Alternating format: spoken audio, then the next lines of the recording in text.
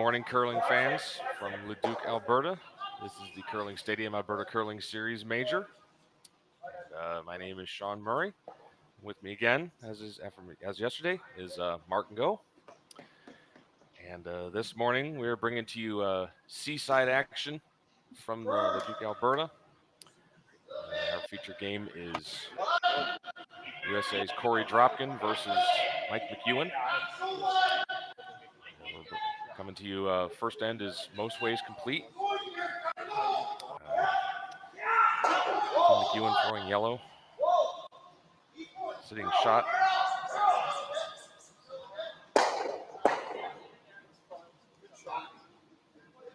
Yeah, thanks for having me this morning, Sean. Looking forward to this game. I had a chance to check out some of the teams that I wasn't familiar with, and so this morning seeing some well-known names in curling. Dropkin may not quite be as known on the world level. I'm not sure. I mean, he's been out there on tour for sure and making some noise, but in the States here, he's very well known. Yeah, definitely a top flight American team.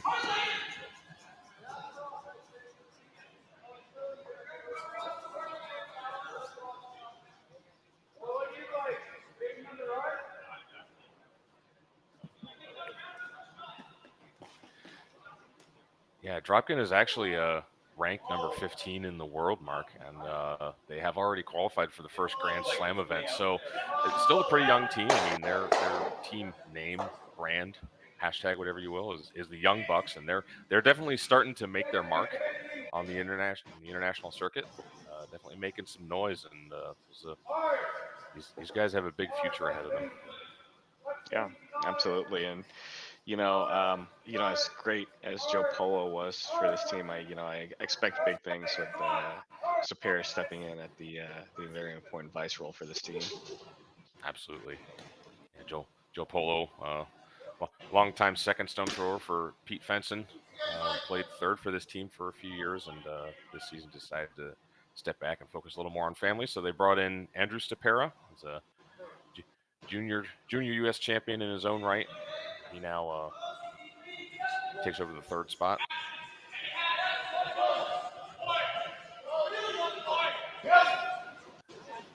So Korey delivering his first of this first end. Looking at a couple of yellow McEwen stones in there. He's got the hammer, trying to make a good roll inside here. Ooh, hard to do better than that. Yeah, I was worried it might poke out a little bit too far on the other side, but looking from the kind of straight on cam, looks to be pretty well covered. I mean, it's a bit wired, but I mean, can't ask for a better result, honestly, there. Absolutely not. Yeah, the run back is really Mike's only shot.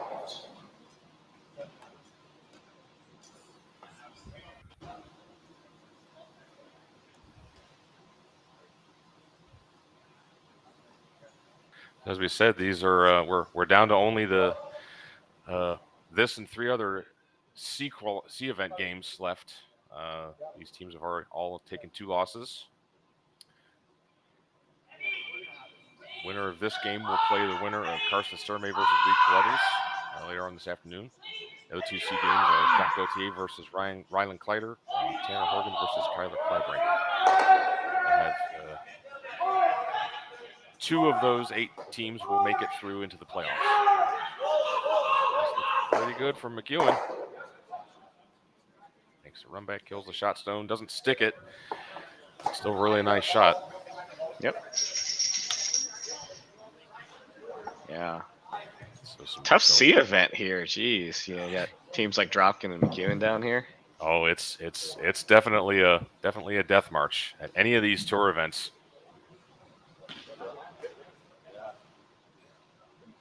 It's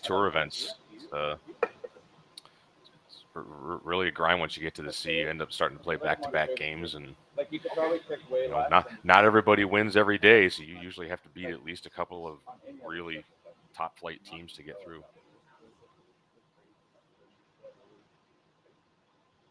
But that's part of the reason you play these events, is to get used to playing multiple games in a day, sometimes back-to-back, because it gets your body in shape for the grind of the tour season.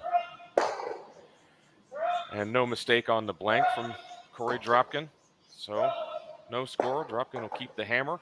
And we'll have the second end for you right after this.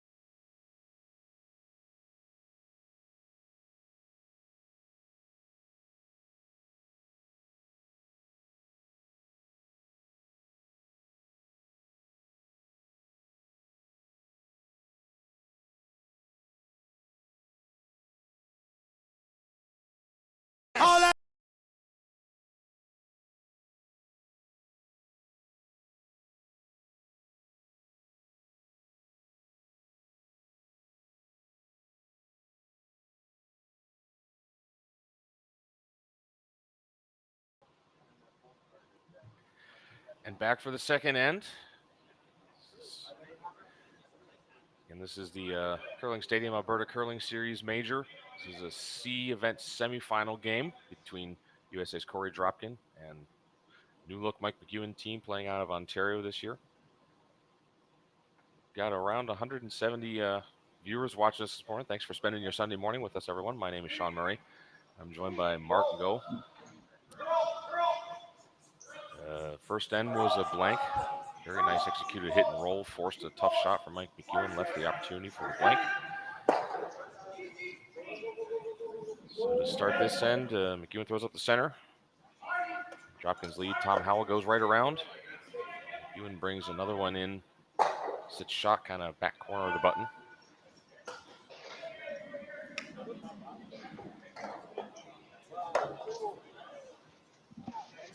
Yeah, it's great to see we got so many people watching this morning. You know, people in the chat, feel free to chime in from wherever you're watching. We always see Megan in the chat. Is with us as always, so always appreciate seeing a familiar name in the chat. I see Mr. Siggins is watching this morning. Good morning, Mr. Siggins. Good to see you.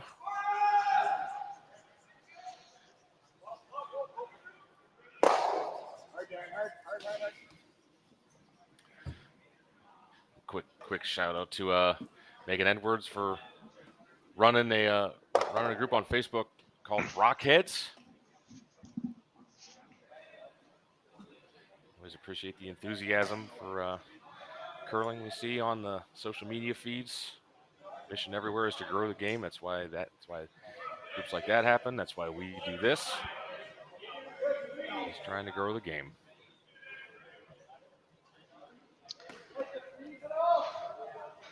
Looked like it was pretty close there on this recent effort, but with that stagger, it's just asking to be ripped here at this point. Yeah, I don't. It's a little early. We're only in second stones. Yeah. I don't think you're going to throw weight at this. You're just going to try to at least move one back. The key here is to leave your shooter in the center. Yeah. You don't want it to be rolling off at all.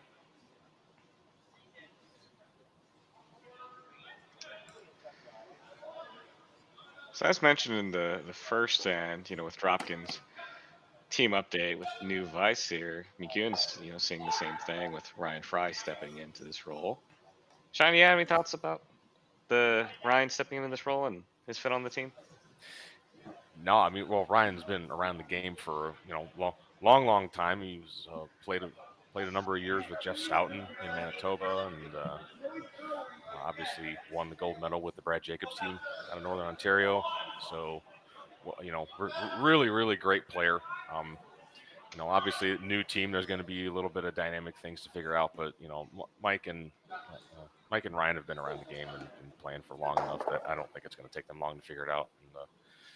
And then you've got a guy like Brent Lang on the front end, who again has been around the game for a really long time. So, the player on that team that I'm least familiar with is definitely Johnson. I've seen the name. I can't really say recognize him all that well. So, but again, this is pretty solid lineup from what I've seen. I've seen them play, and they've got only an event or two in so far, but I expect they'll be a contender pretty much everywhere they go. Yeah, with all these new teams forming for this quad, you look up and down these lineups, and it's pretty impressive.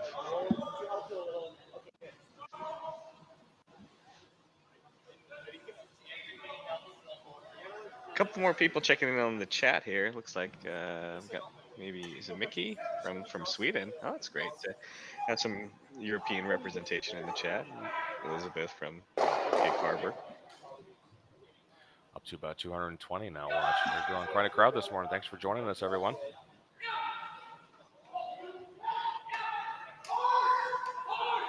So McEwen looking to make some noise on those reds. I don't know if it's lined up to get rid of both. They can definitely get rid of one.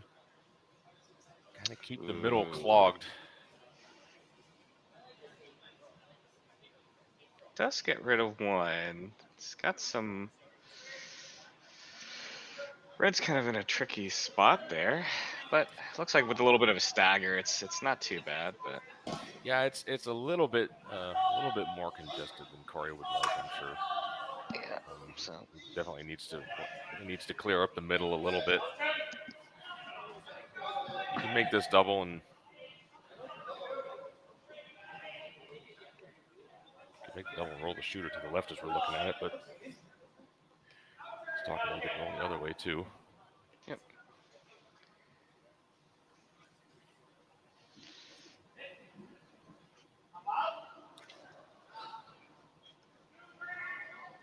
This is second Mark Fenner.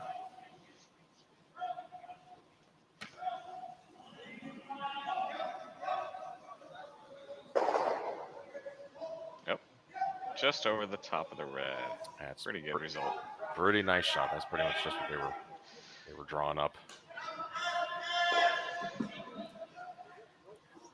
Or he's trying to move action sort of away from the center, but Mike wants to draw it back towards the center, so he's going to look for a hit and roll back towards the middle.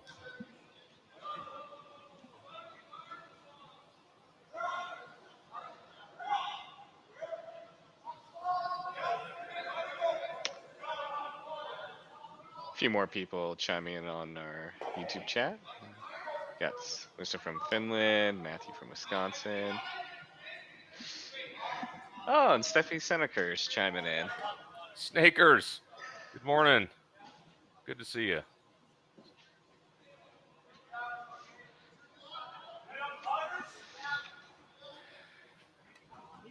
So that shot there from Team McEwen rolling a little further than they wanted. This is going to give Dropkin the chance to hit and roll even further away. Try and sort of bring that stone that's almost on the bumpers sort of into the field of view.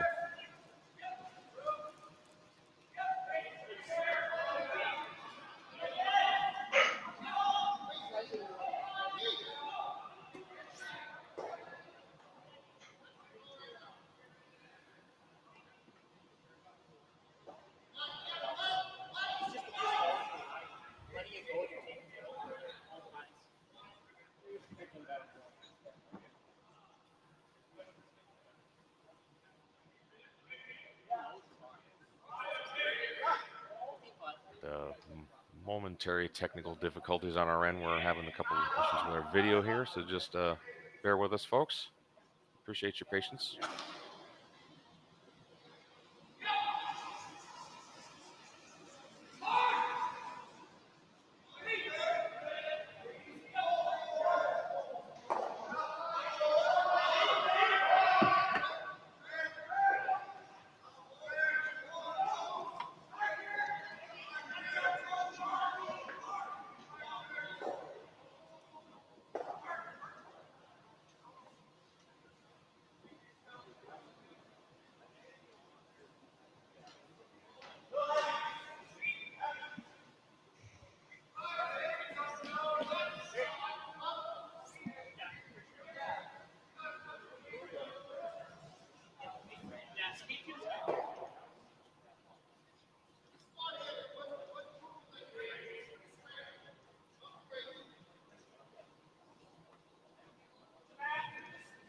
Karen in the chat has mentioned that Jonathan Bugle was the vice and part of the Scott McDonald team that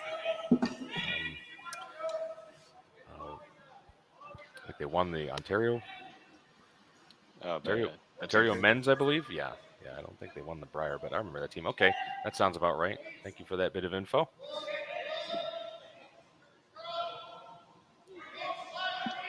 Yeah, it's a McDonald was fun to watch for sure.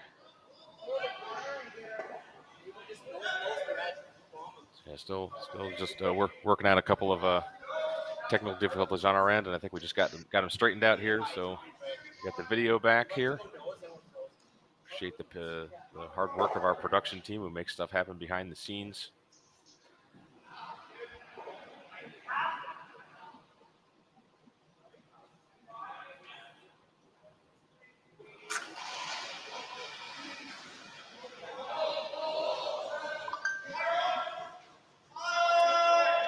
So as it happens, we missed a couple of shots on our end. You saw everything happen out there, but looks like we're coming down to another blank here.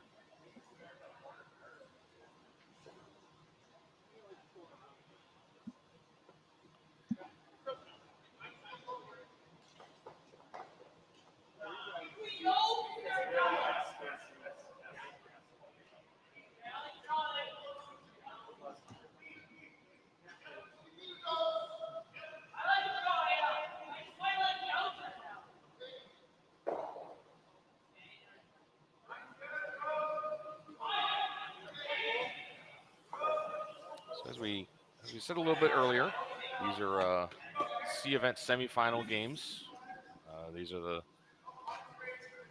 last few teams that are still alive for playoff spots. We've got 4 games going on. And this is Mike McEwen versus Korey Dropkin. The winner of this game will play the winner of the Reed Carruthers Carson Sturmey game for in a C qualifier match. Winner of that will get to the playoffs. Other 4 teams playing. You got Jacques Gauthier playing Rylan Kleider and Tanner Horgan playing Kyler Kleibrink. Excuse me. Winners of those 2 games will face off in the other C qualifier game later this afternoon.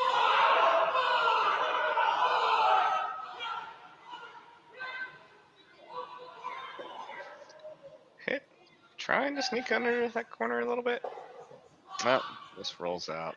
Yeah, it's worth trying because if you can ever roll and just nibble a little bit of the house, you can actually get a force out of it. But just rolls off under the bumper, so Dropkin will have a throw through for another blank.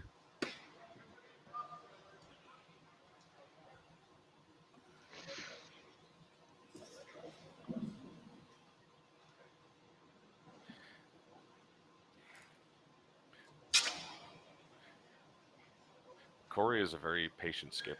Kind of belies his age. You know, he will blank all day long as he holds the hammer. He'll wait for the right moment before using it in the way he wants to.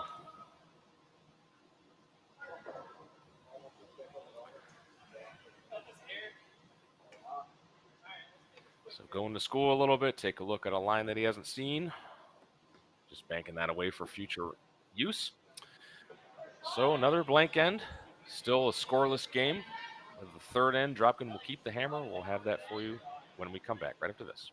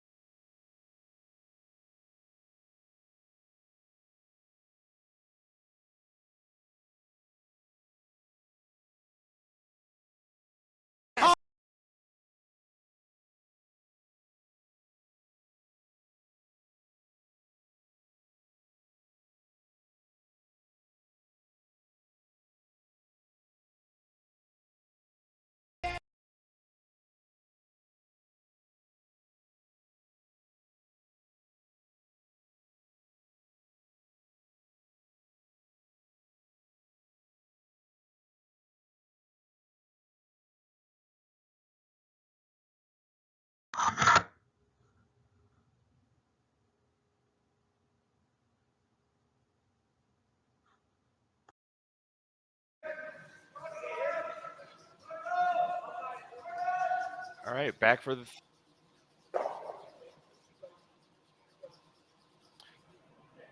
All right, back for the third end between the Korey Dropkin and Mike McEwen. Still no score. There's a couple of blank ends. Dropkin waiting for the right opportunity.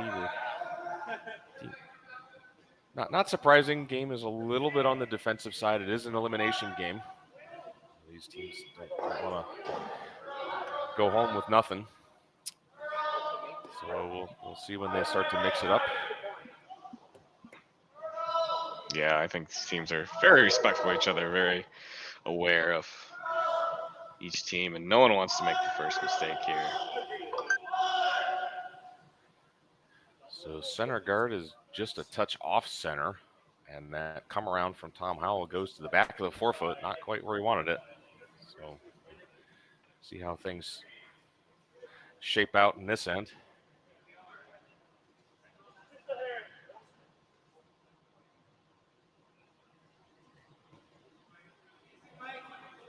McEwen going to establish a proper center guard this time. I think they'd really like to force Dropkin to take one.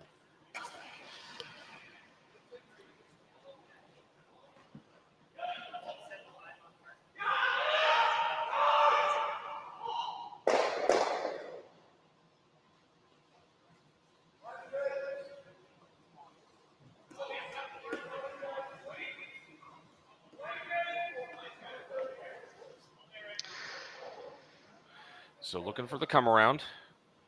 Keep this one in front of the T line for sure. Yeah, we're looking maybe top, I guess top 4 here. Yeah, top 4 or even just top 8 is fine too. Feels yeah, pretty good. Tom will like that much better than his first effort.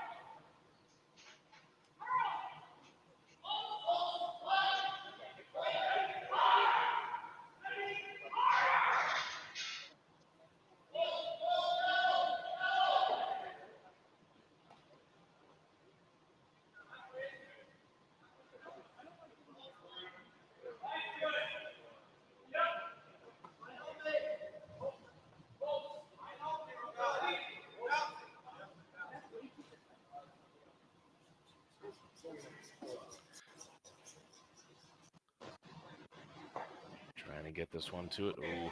Oh, that is, well, not a great outcome there, because, you know, if you're heavy, you think you maybe at least come to the back, but ticking off and rolling away is yeah, very good here. Pushing that Dropkin rock further buried. And looking to roll away here. You know, some might say, well, why not roll under the guard? You're going to have 3 under the guard. Well, yeah, you might, but you rolled under, that thing's going to be directly behind the pinhole. And his team with hammer, that is the last place on earth you want a stone. It's better to roll out than to roll behind the button in this case.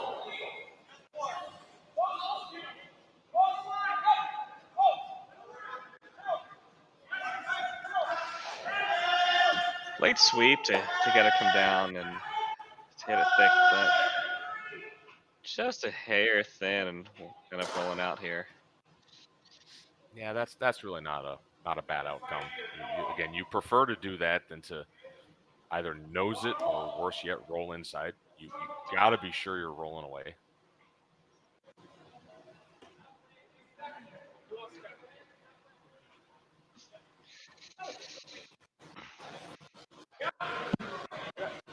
A little bit of discussion here. I thought Mike was going to go ahead and run that yellow back, but are they considering maybe freezing again or coming down to it? It looks like his team was talking about maybe freezing to the back one instead. And I can understand their point of view. If you play the run backs, you're probably going to start. You're going to give Dropkin a chance to maybe blank again. And they really, really want to force this end. That's why you threw 2 guards. So we got the 2 guards. We might as well use them. Yeah. Let's get one in there in the control spot. Say, you know, top 8, something we can tap up or do something with later.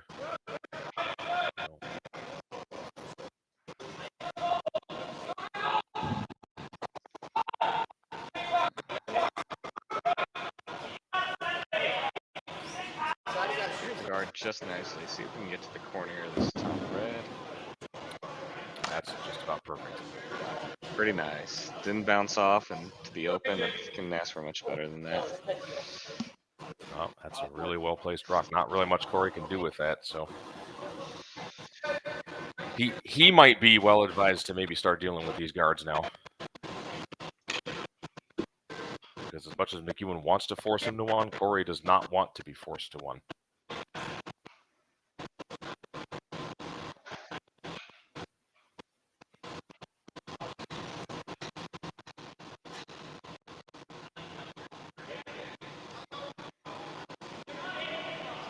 Looking for Mark for this double peel here.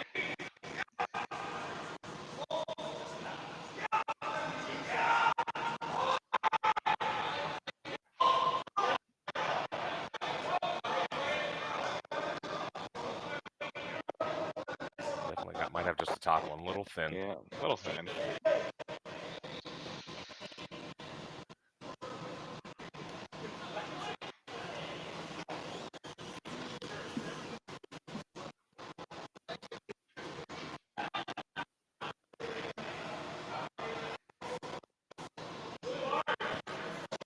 Yeah, a couple options on this shot. Looks like they looked at swinging it around again. I don't know if you can ever take the out turn to maybe get to the inside corner and maybe chisel it just a little bit, but You could. I don't really know if you want to. That angle on the yellow red in the middle is so good. You'd probably rather not really disturb that right now. yeah. Fry going to come down and they're going to have a talk about what to do right now.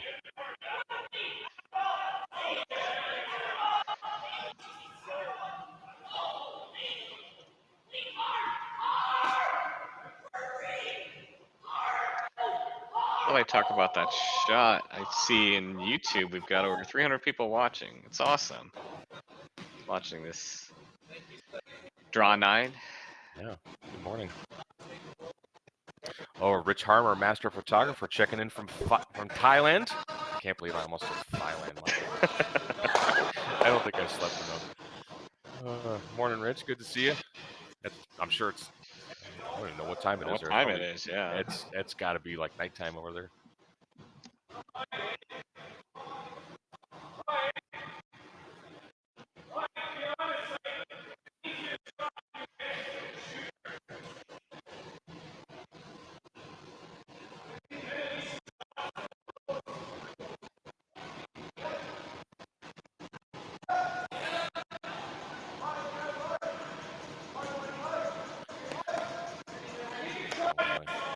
Give a shout out to Rich Harmer.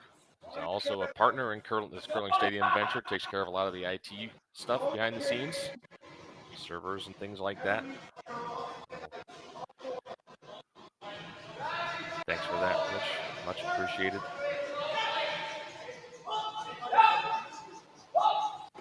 So after some discussion, looks like they are going to go ahead and make a play on this overlap combo. Try to push. I'm going to try to get rid of this one, red. Yeah. Was that just thinner than they wanted, or more weight than they probably needed for that? They didn't really. They didn't really hit very much of that. I'm sure they were trying to get rid of the red. So I think the weight was right, but I think they just hit less of it than they wanted to. But they also wanted to save their stone in the rings for sure. For sure, yeah. Because that would give them a chance to force. But now a chance for Andrews to pair to play quiet weight. Get to the nose. You might be able to get just a tiny bit inside. Yeah. Certainly don't want to jam it buried behind the guard. This is going to take a lot of good team communication to execute this shot here. It's close. A little bit of a late sweep there. And switch. Very nice. That's well executed. That was an excellent team shot. Well thrown, well swept, well communicated. Those shots are not easy. And you really don't have much room for error.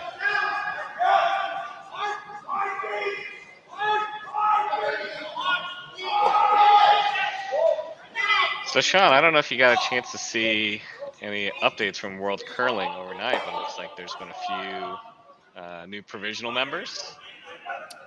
Oh, really? I did not see. Yeah. So just looking at the World Curling Twitter, I can see Curling Jamaica has been approved by a provisional member, which is, Oh, I mean, that's awesome, right? that's really cool. We're getting expansion to non-traditional curling areas. Polish Federation of Curling Clubs. I know there was some issue with over in Poland. I've heard that be a conversation on some of the curling podcasts out there. So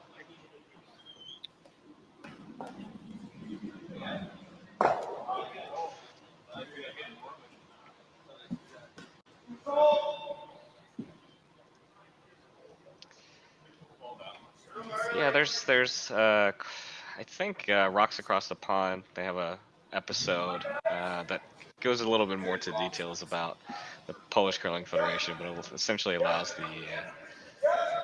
the old one was previously expelled, and now this allows them to join as essentially a regular member here. Yeah, I do remember reading that there was, I don't know all the details, but there was some serious corruption going on behind the scenes. Yeah. Also, Bosnia and Herzegovina, Thailand's been approved by conditional members of the World Curling Federation. So Excellent. eh, yeah, And I know of a couple of people that are helping develop curling teams that are based out of Kenya. yep. I know a guy that's been working on that is a curling friend of mine from out east, Dean Roth. He's been working on trying to help get the Kenyan teams ice time, because there's obviously not much in the way of ice rinks in Kenya. But that's really cool to see. The game is just growing all over the place. It's wonderful to see all these new nations, new players.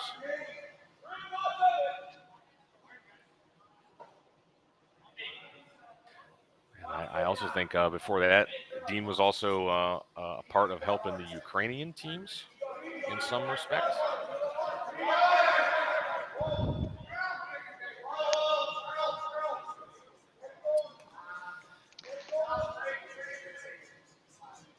So, what's going on in our game here? Dropkin team putting some pressure on Team McEwen. They've got two in there. Yeah, I'm just watching that they're actually falling. Probably would like to have buried that first one just a little more, but Yeah. this still a double here. But once again, really forcing McEwen to make some good shots. Yeah. To not give up the deuce. Well, even if it's made here, right? Then Corey's got a blank and kind of reset, but Exactly. still taking charge of or dictating the game early on. Well, even if this is made, I think Korey still has both of his rocks left, so he could go around the center and try and force a mistake that way. But yeah, I would say it's not a huge advantage for either team so far, but just because Korey's been able to blank and control things more or less, I have a slight edge to them. Well, made and just. Ooh, I don't know. Ooh, I thought that was out, but now looking at it, it's. I think it's stopped in time, so he can sink one behind. Yeah, that actually came up just a little too much. They hit more than they wanted to of that top stone, and it jammed it just enough to stay. Now you could go under the guard if you wanted to, but Or you really need to. You could just split the rings. Yeah, draw open. Yes. So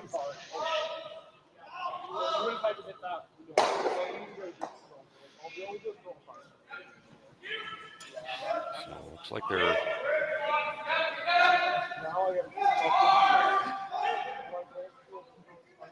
I would expect that Korey probably wants to go under the guard, but not fully bury. I think if he just buries half of it, then you may see Mike McEwen just hit the open one. Just hit the open one, yeah.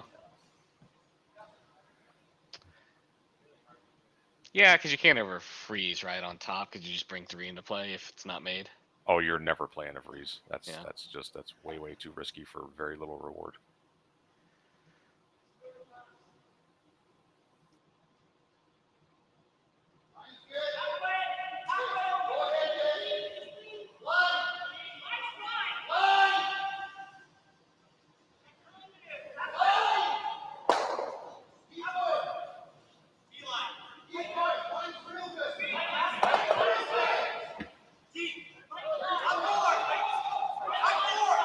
plenty of room here. Sweepers don't seem to be concerned about weight, but Yeah, weight's not an issue. You know this will be Yeah. really close.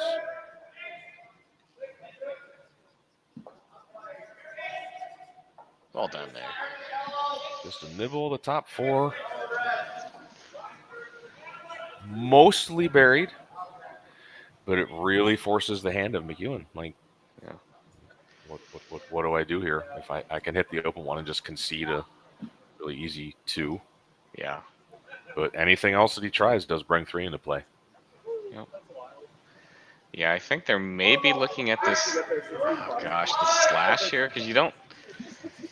Yeah, I mean that's tricky. I mean you can't really see much of it, so.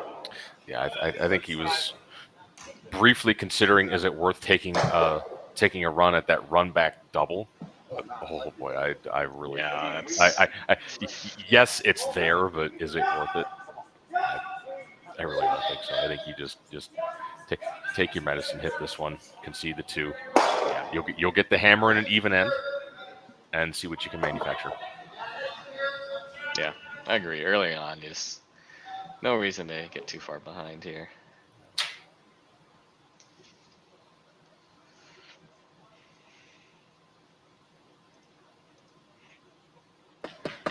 Sometimes you got to lay up instead of going for the green. Not that you want to, but that's just the way it is sometimes.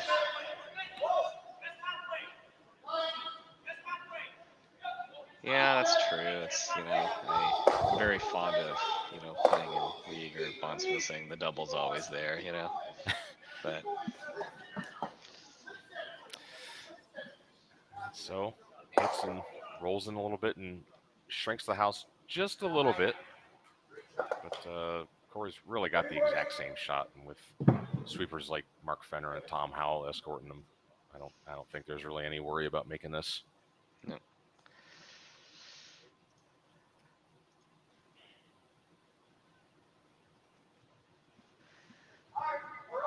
So we've got a question in the chat. Is this the C semifinals? Is this a quarterfinals or is it? No, this Semi? is this is a semifinal. Gotcha. Yeah, this is a semifinal. Winner from this will move on to a C final against the winner of Karsten Sturmey, Reed Carruthers. The other 2 games are C semis as well. Jack Gauthier, Ryan Kleider, Tanner Horgan, Kyler Kleibrink. Winners of those 2 will play in the other C final. Oh, gotcha.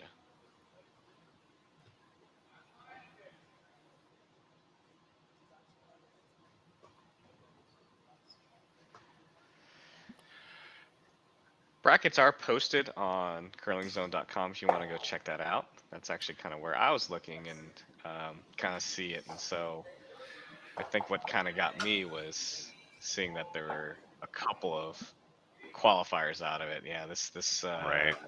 triple knock event is something I'm personally not familiar with. So, but as it happens there, no mistake on the draw. Dropkin gets his very, very patient 2, and they will have the lead, and McEwen will have the hammer for the first time in the 4th end, and we'll have that right after this.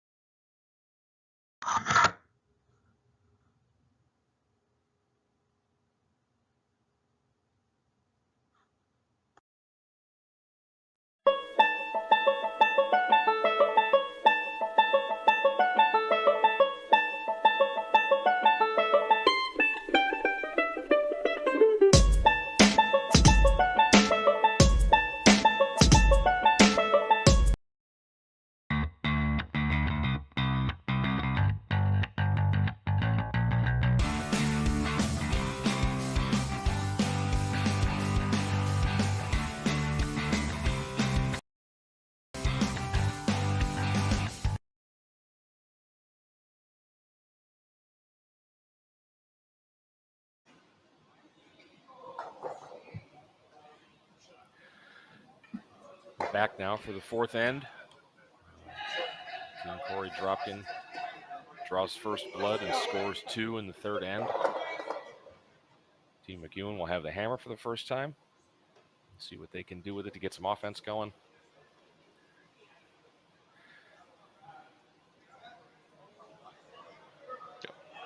Looks like we have pretty standard setup here so far. Center and corner, go up.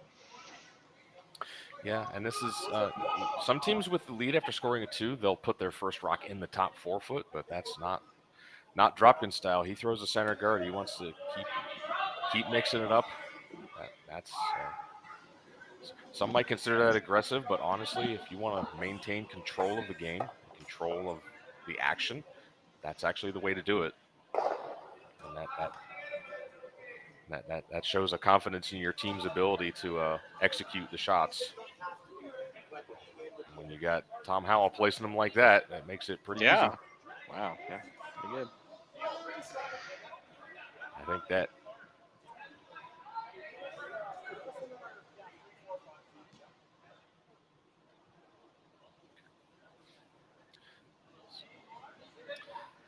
So Mark, you were talking about how the triple knockout is fairly new to you.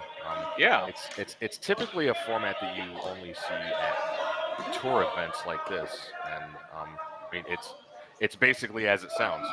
As long as you don't lose 3 games, you are alive somewhere. Okay. And in this particular event, you basically qualify a certain number of teams out of each event. You have an A event, B event, C event. The C event has 2 qualifiers that get into the playoffs. Sure. The A event actually had 3, I believe. So you had a 48 teams total. So the A event is basically 3 separate 8-team brackets. So the teams that run through that qualify out of the A side. You lose 1, you drop into the B event. That also qualifies 3 teams. You lose out of the B, you drop into the C. And you have 2 teams coming out of that, and there's your 8-team playoff field, and that's just a single elimination knockout bracket. Gotcha. So if I'm essentially, if I go to Curling Zone and look at it, essentially it's almost like 2 halves of a tournament, right, or 2 halves of a spiel, where you're just looking to get one of the qualifying spots, and then you're going to a single elimination. Is that the best way to think about what a qualifier is? Yeah, more or less. It's not like it basically is exactly that. It's not like you go to a social bonspiel, you've got like the first event, the second event, and the first event is just that's your bonspiel champion, and that's the one team that went undefeated. And you don't run tour events like that because there's just so many good teams, and it's about momentum, and it's about getting many games in, and triple knockout is just a really good way of kind of filtering out the teams that are playing best on that particular weekend. Yeah, it's interesting to know. Good seeing us. Yeah, as you kind of put it, I myself being just kind of a recreational bonspiel curler, just used to the format that I'm sure our viewers are familiar with. It's kind of a 3-game guarantee. Lose your 3rd game and you're probably out. Yep. Whereas a tour event like this, you could play as few as 4 or 5 games. You could play as many as 9. It all depends on where you lose and when.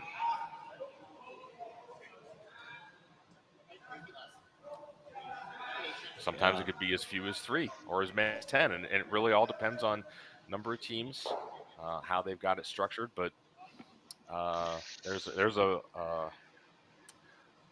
qualifier I played in some years ago. It was in, I'm trying to remember which event it was. I think it was a U.S. national qualifier in Hibbing for the national championships. That was a triple knockout, and my team qualified through on the A side to get to nationals. We played 4 games.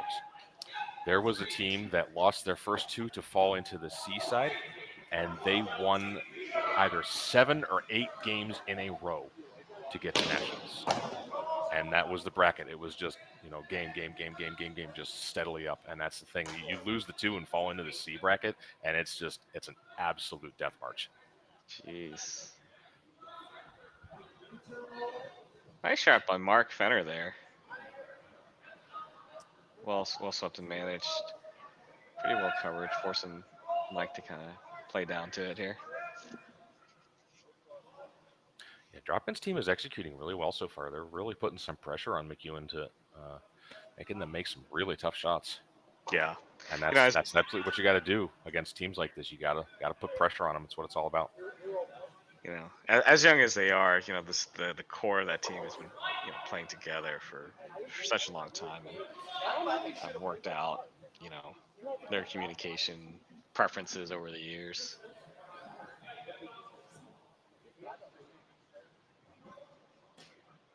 Coming up a bit light here.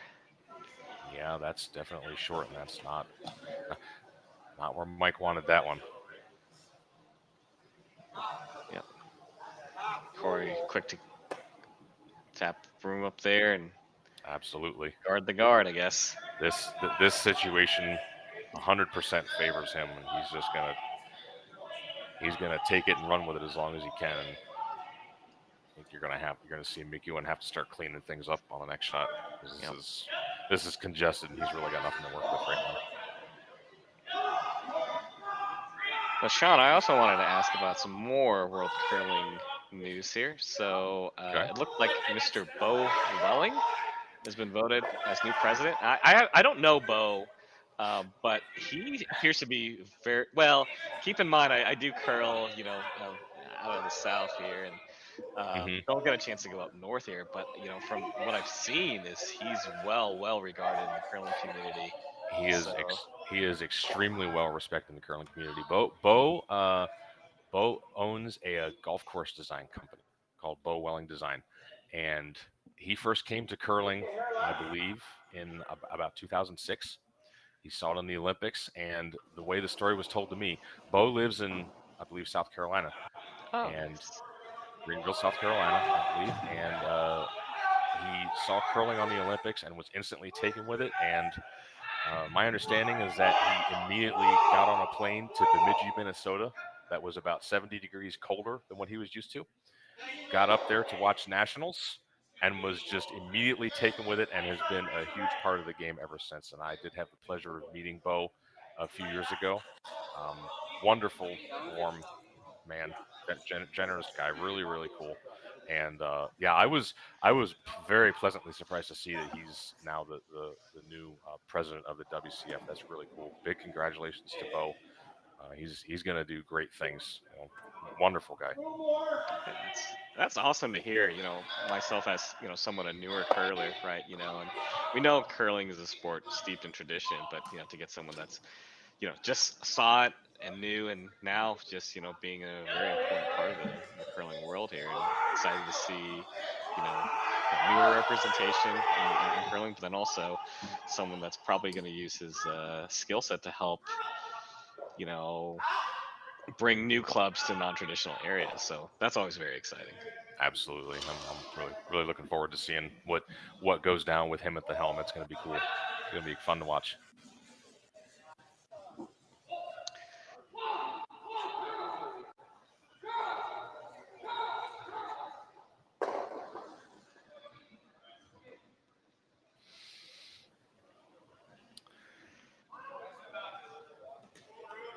So that run back from Ryan Fry really did not work the way he wanted. I think they wanted to make a little more noise than they did. Yeah, I mean, hoping to catch that yellow a little thicker and disturb at least one of the drop-in stones, but it really just kind of lined up the center situation. The shot stone is quite well protected, and Korey is content to just keep on throwing guards. Yeah. Yeah, looks like it's kind of a half make. You know, I've always heard that you're trying to accomplish, you know, two things with each rock, and so while they opened it up a little bit, yeah, you're absolutely right. They wanted to move stuff around a little bit more inside the rings here. Korey, loving his situation inside the house, is very content to just go ahead and throw guards so as to not disturb what's going on in there. Absolutely, he loves his situation right now.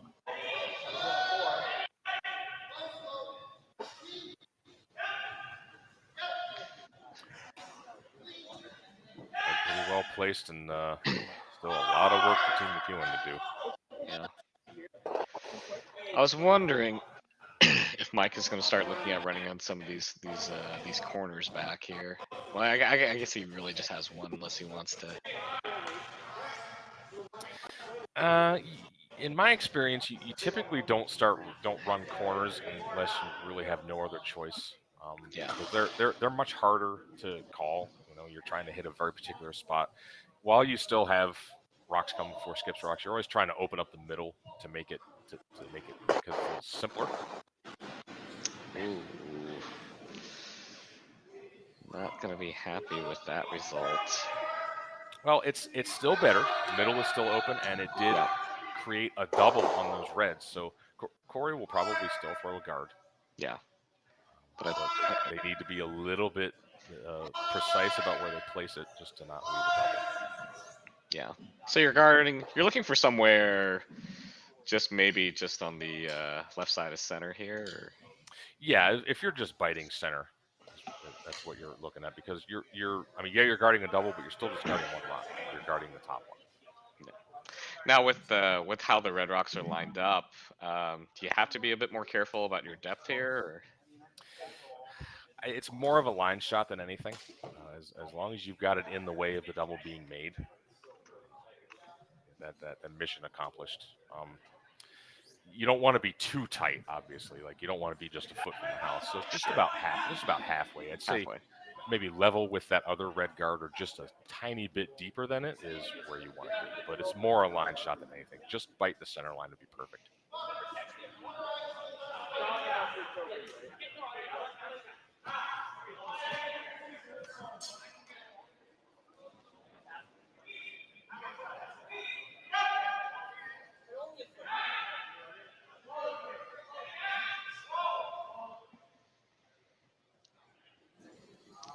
That's pretty.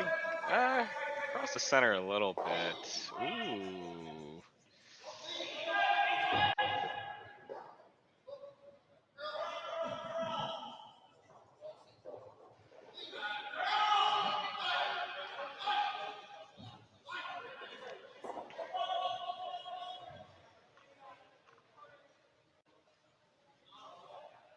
Are you kind of surprised here that they're looking at the corner right now? I would think you could just go something at the center here.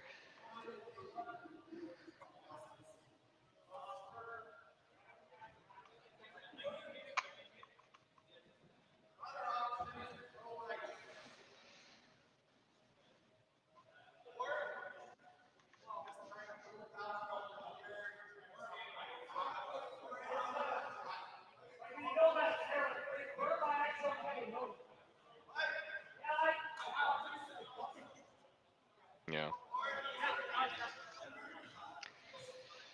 Yeah, a few different options here. I thought they would have looked at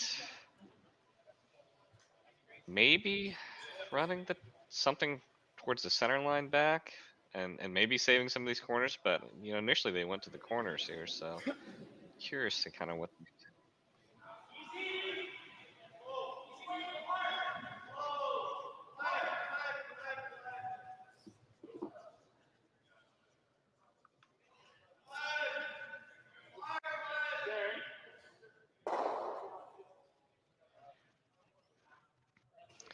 Yeah, so Sean, I mean, if I'm looking at this, I think my natural inclination is again playing at the center because the angles are a little bit more straightforward. But at this kind of level, I think the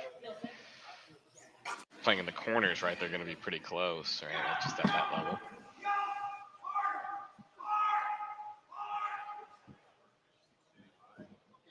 But looks like after the discussion, they're going to go back to the center and keep it. It's pretty straightforward here, so. Yeah, they throw those corner shots a lot. They were looking at it, but it's just messy enough and low percentage enough that I think I like this, because they can clear what they can do. They can get this red going back into the rings. They can push the yellow out of the way, maybe spin another yellow on, and open things up, and maybe at least give themselves a chance with Mike's last.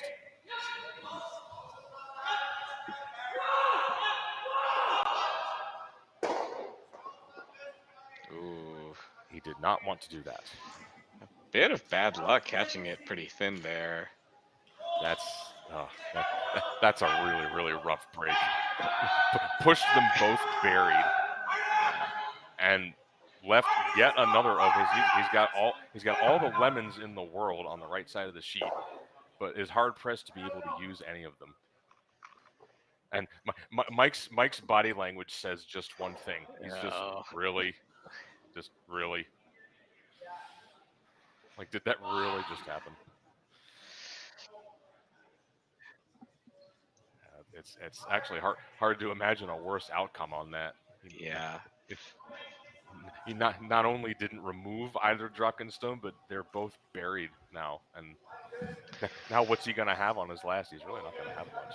It's not gonna have much. I mean, I guess you're looking to maybe draw the button for the single, but Korey looking to take it away with this placement here.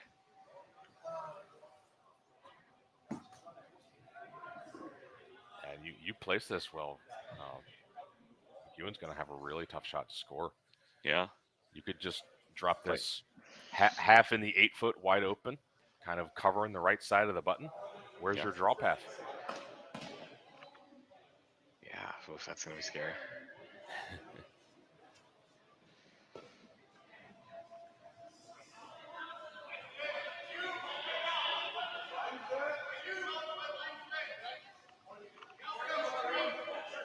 Sweeper's on it pretty early. This has Looks a like lot of a curling lot to of do. room here.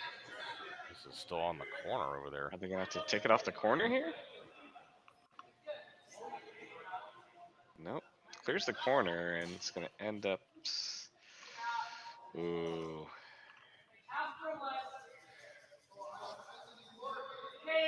Well, that's not quite where Korey wanted it. I think he would have liked that a couple feet higher and at least a foot over. That ran for a long time. I'm not sure if that just fooled him, but it gets the job done. Mike really has no choice but to just draw the button here. Yeah, I suppose there's a hit and a tiny roll, but that's a little tricky. There's no reason to play that. You ever hit that wrong? A nose hit there gives up 2. Yeah. The draw is definitely the shot. This is what the skips get paid the big bucks for.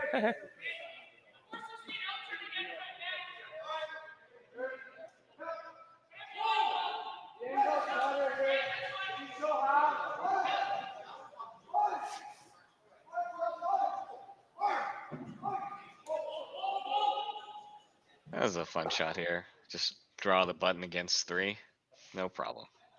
Well, here's the thing. When you've been playing long enough, and especially if you're a skip at this level, it's not draw the button against 3. The shot is draw the button. Yep. That's it. You don't even think about the other stones that are there. You just, this is my line, this is my weight. I'm gonna throw it, and my sweepers will place it where it needs to be. Yep, that's a good way to think about it. Just you got a number in mind, you throw it, and let the sweepers manage it. Yep. This one appears to be coming in just nicely. Just a matter of sweepers getting the last bit of weight to a good spot. No problem. Right there. Nicely done. So Mike McEwen pulls out the goods to make a nice draw for 1 and gets on the board here. After 4 ends, Korey Dropkin has a 2-1 lead and will have the hammer in the 5th end. And we'll have that for you right after this.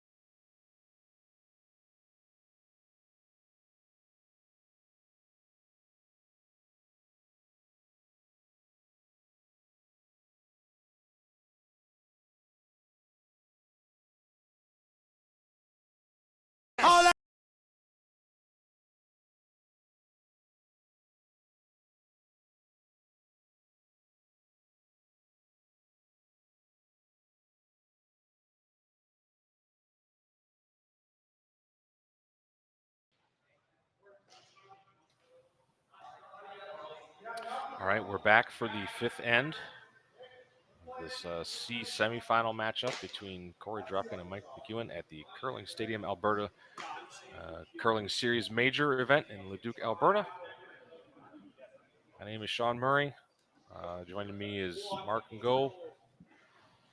And been pretty good game so far, Mark. This last end especially was really interesting. A couple of really bad breaks for Team McEwen and the way things worked out, but they got on the board. Yeah, I mean, Mike with the nice draw to, save them. Yeah, but yeah, definitely some tough breaks on some hits, some stuff, and some rolled to bad places. Definitely with these two teams, yeah, you'd expect a pretty good match here.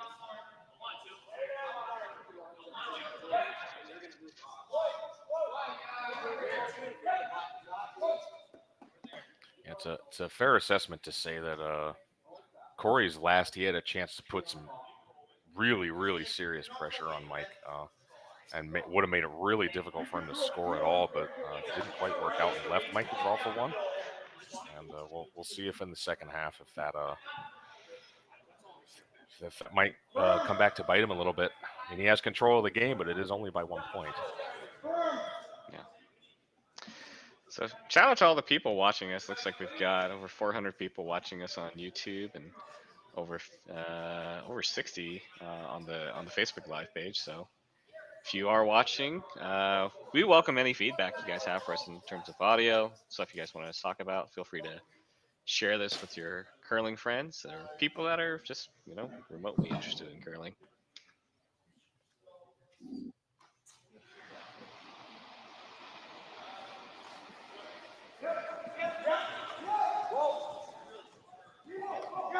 Definitely, if you're watching this stream on YouTube, on Facebook, wherever you are, we have one word for you: share, share, share. Please share this stream. Please share any stream. Curling Stadium is a relatively new but growing product. Really want to get this out there, marketed and visible in front of as many people as we can. Those shares really help us, and we appreciate you for that. Yeah, I mean, even myself as a newer curler, I remember, in the early days, or even now, if you look on, curling Reddit, people are asking, where can you find streams of curling, where you can go back, and a lot of people are having to go back and watch older games on YouTube, which are great. The history of curling is, rich and wonderful. And seeing some of the classic games are great, but being able to watch live curling, some of these up and coming teams, some of these new teams, this has been great for me as a fan. So I've been really happy to watch these, and now I get to commentate a few games here and there. Absolutely.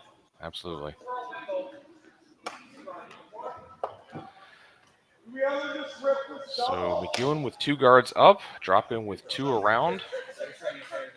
Gonna get into it again a little bit here, and that's very nicely placed draw. That's Dropkin can't do anything with that, so those guards gotta go.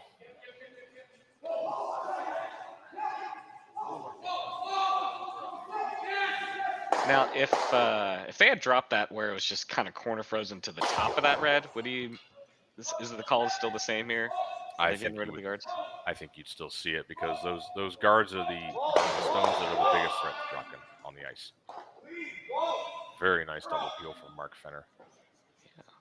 Yeah, the fact that it's shot stone really doesn't change much. What Korey is thinking about this end is a blank. He wants to blank this end, have the hammer and the lead in an even end. Then he's in the 6th end. Even if he gets forced to 1, he's up 2 with only 2 ends left, and statistically that's a pretty good position on the tour.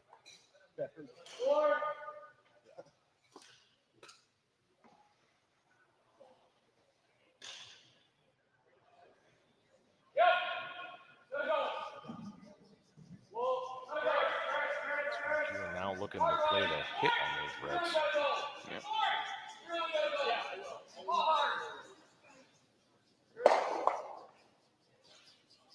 It's a pretty good result there. Yeah, saves his other one. Sits 1st and 3rd. So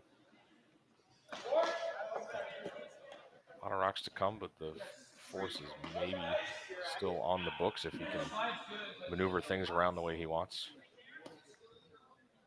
Yeah, I think this will be a very interesting end, you know, and when we look at last end, which is very interesting as well, right? You know, a lot of guards in play, a lot of angles to consider. No guards in play here, but you know, it's going to be really important to see where these shots kind of roll to and who's going to take on a double first, I guess.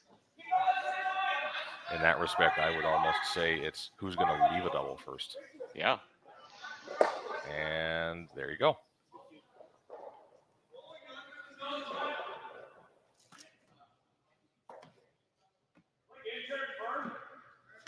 We haven't really had to talk much about commentators' curse yet this game, but okay, I guess that one's my fault.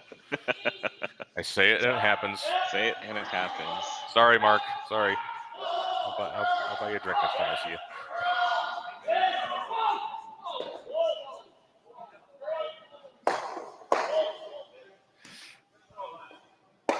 The double is actually jammed. But really not a bad result for Team McEwen. I mean, Dropkin is shot stone, but they're behind the tee line. And these two in the house for McEwen are giving Dropkin a little bit of issues. So yeah. Just looking to hit this one, roll to the shooter's right, the overhead left. Keep some separation. Still get a deuce out of this. Yeah, there's still a lot in play here. Right? There's a deuce, there's a blank. Probably not a lot of steal options at this point, but I wouldn't think so, but you never know.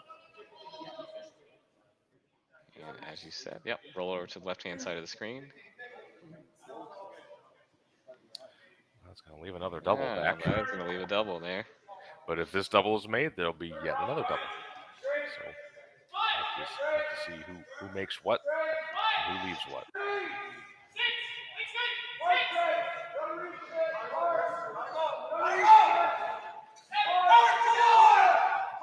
Is definitely one of the guys you want throwing this kind of shot.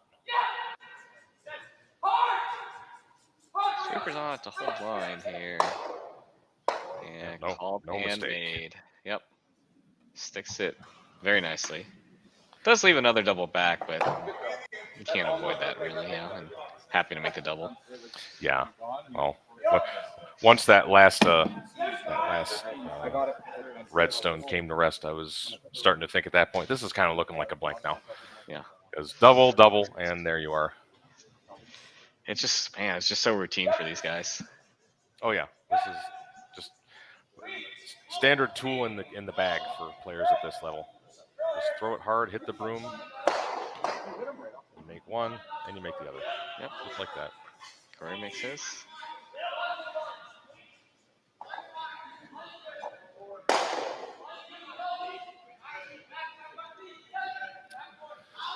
So while they clean up this send here, it looks like we'll take a update on some of the other sheets. Looks like Kleider's up 3-1 over Gautier.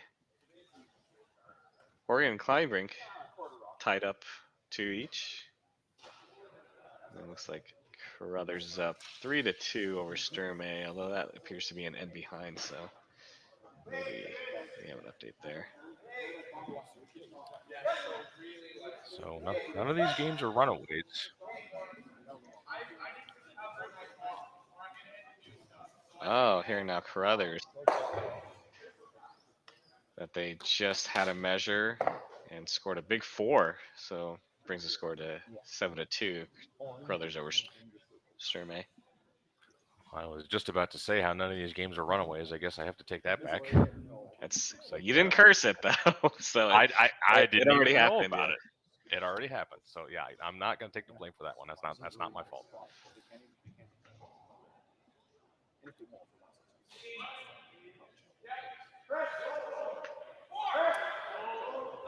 Anyone who's interested, every game is live on Curling Zone's YouTube channel.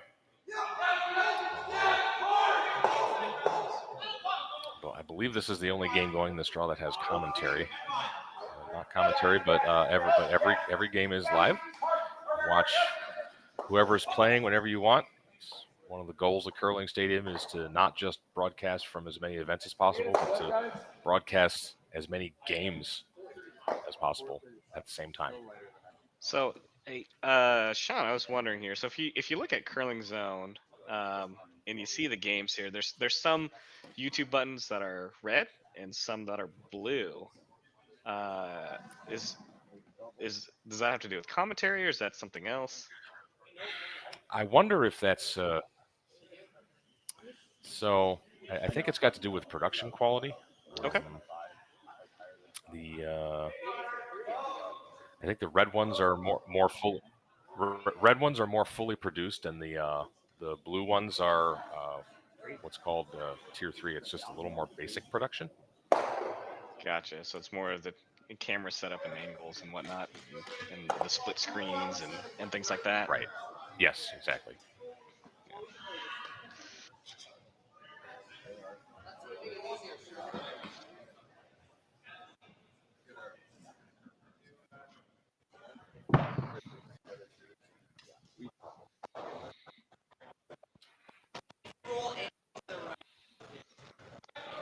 So I hope That was a very good answers- question. I hadn't even noticed the different buttons before, but that was really good. I'm glad somebody asked that. Yeah, notice. thank you for those in the chats that's asking about that. But yeah, and even me, I've been browsing the Curling Zone site for years, so to see all these improvements is kind of neat. Seeing all the features come on, it's just kind of speaks to the growth of it, and which relies on all the viewers out here, right, watching us and helping us grow this Absolutely. platform. Feedback. So Dropkin makes no mistake on his blank. Successfully executes. He's going to hold the 2-1 lead and the hammer over Mike McEwen into the 6th end, and we'll have that for you right after this.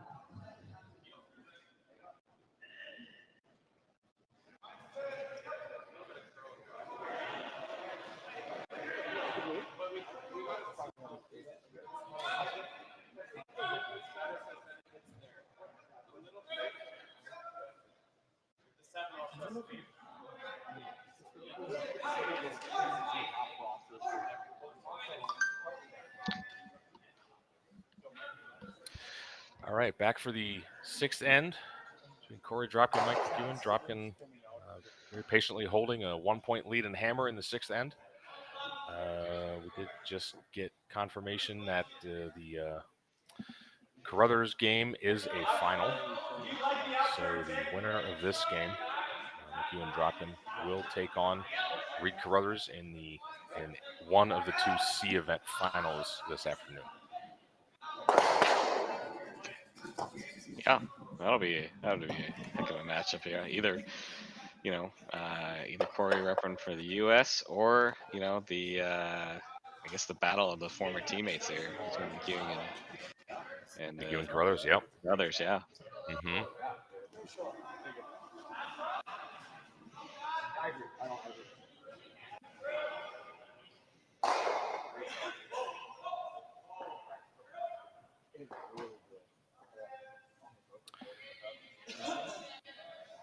Looks like a tick attempt here. Yep, looking for the tick shot. Definitely trying to move this out of the way. And maybe even roll it on the rings as a Roll it bonus. Oh, really nice. Well played. Yeah. Tom Howell showing off a little bit there. Nice work. Yeah. Maybe even the ticked guard. I mean, it's just rolled over to. I mean, it's a corner for them, right? It's not the right color, but definitely helpful here. Absolutely, it's of no use to Team McEwen way over there.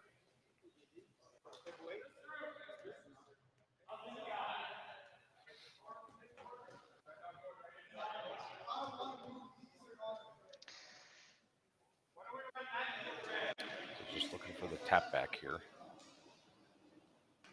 Not sure they're trying to necessarily remove this redstone. This one's got some curling to do here. It's gonna have to. Brent's gonna have to really work on this to get a piece. Better than hitting that little Got a piece, but is it staying around? It has to stay in the house. Like that just rolled off. They both rolled off. Korey, definitely one of the better skip sweepers. Yeah, before taking over as a skip at the men's level, Korey and Tom were played front end in an Olympic cycle for a certain guy by the name of Heath McCormick, who played in the U.S. for a while. So Korey's a pretty good sweeper, in really good shape.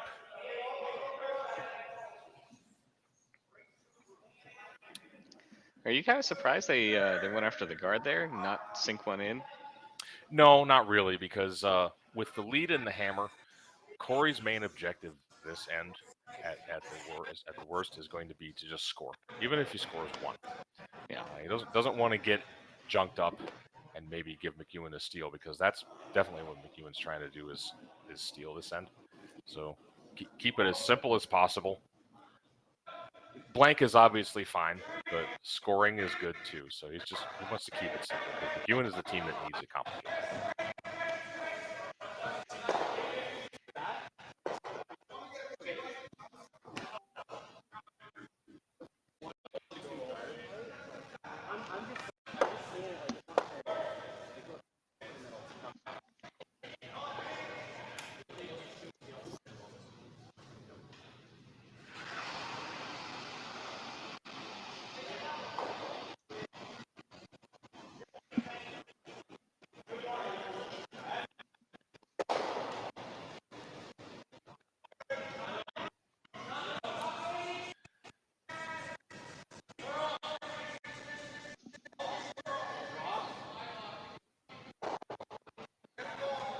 Wow, we're at 475 on the YouTube stream. That's great. I was just looking at that. It's wonderful to have so many people joining us.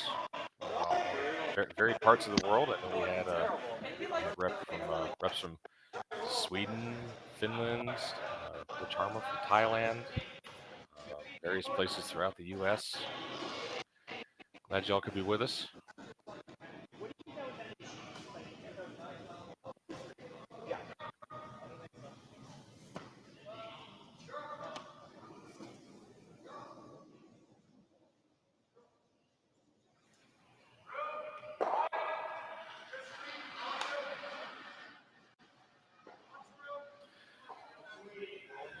Just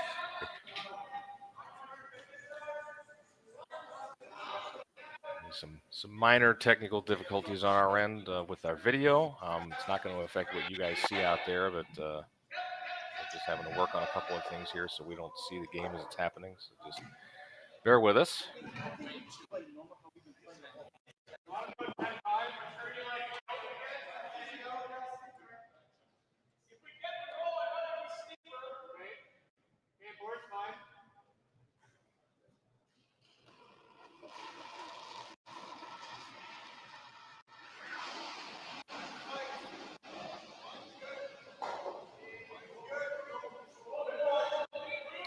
One other score update from one of the other C semifinals is Ryland Kleider just took a 3 against Jacques Gauthier and now leads that game 6-1. That's on the other C side of the C bracket. So Kleider looks in good shape to win that game. As we said, Reed Carruthers won their game versus Carson Sturmey, 7-2 and 4 ends. Carruthers will get the winner of this game between McEwen and Dropkin. What time is that set for? Is that going to be? I believe that's at 2 p.m. Mountain Time. 2 p.m. Mountain Time. Okay.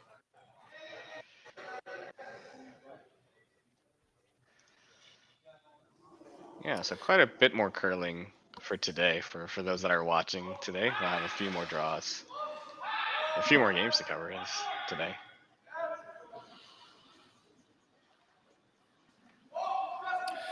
Yeah, looks like we've got the video back up here. Appreciate our production crew taking care of things for us. So it looks like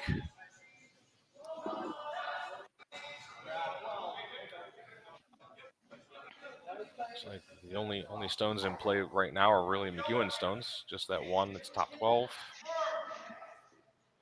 I like soft too, but Set up a center guard. you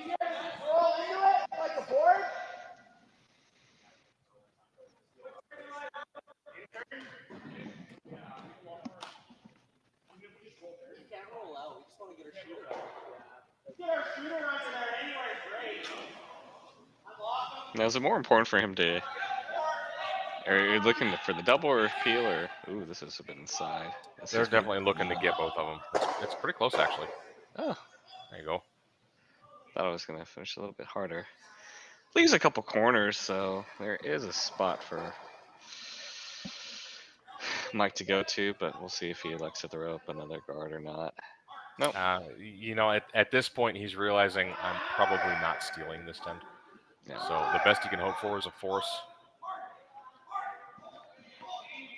So that's just a matter of where you put it. You might want to be careful about going fully buried, because if it's fully buried, you might see Korey just corner freeze on it, and then he could set up 2. You might actually want to leave this mostly open. Yeah, we'll see what Korey decides to do. You know, I mean, he's played aggressively. You know, and we would think that would be the aggressive call, but we'll see what happens here.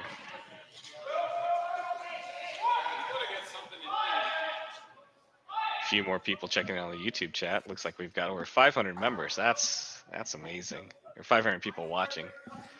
Got Sue watching us, watching the Lions in curling. So I'm assuming she's talking about the Detroit Lions.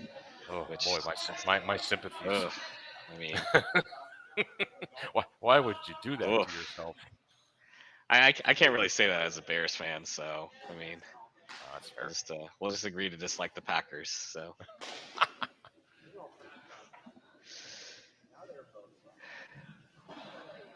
Gary checking in over there, and David talking about as a rookie skit, comforting seeing the pros flash the occasional shot. Yeah. Oh, absolutely. No one makes everything. No one makes everything, and people fall. I've seen. Oh yeah. Gosh, 3 or 4 falls this weekend. It's still early in the season, people getting their sea legs under them for sure. Yeah. So McEwen's come around. That's pretty fully buried, and that looks to be a little bit behind the tee line. Probably deep, so not quite where he wanted it. So I think we will see Korey go down to it. Absolutely.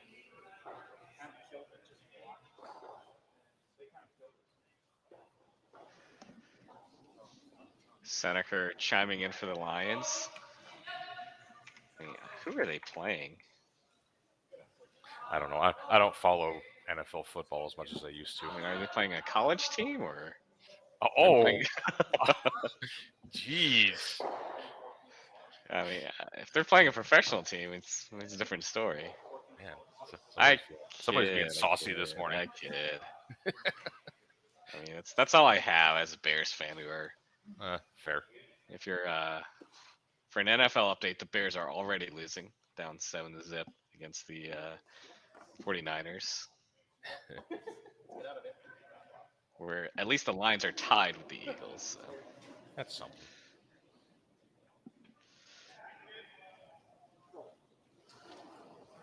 I used to be a Redskins fan when they were still called the Redskins, but now they're the Commanders, and I'm like, I don't really know. No, I'm just not going to do that. Sorry. Sweepers on and off this one. Looks to be coming in pretty nicely. Had some room to curl, but You don't want this to finishing over pretty curl and nicely. not hold the angle. Yeah.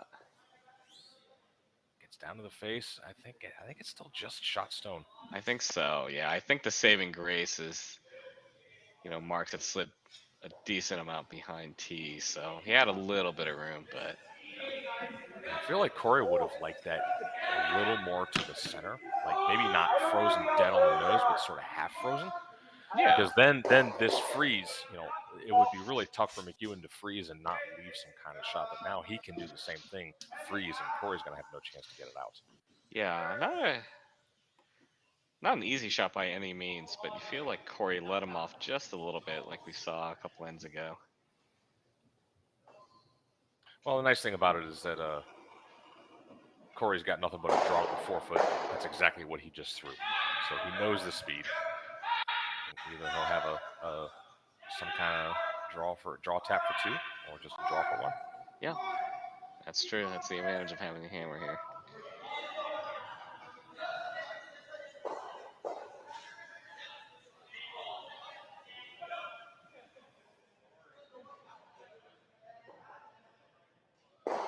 So, Mike places it pretty much perfectly. I think that's more or less where Korey would have liked his. But no chance of getting that out. So Korey's just got the cold draw. Just need to get a decent chunk of the 4 foot. Yep, pretty routine.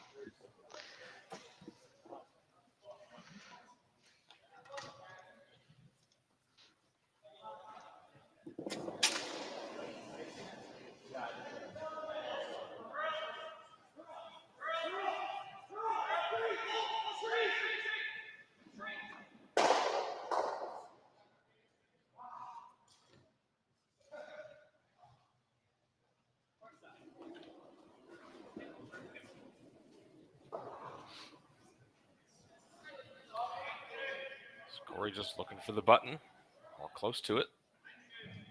A little bit more urgency from the sweepers, but imagine we'll be pretty close, if not just fine.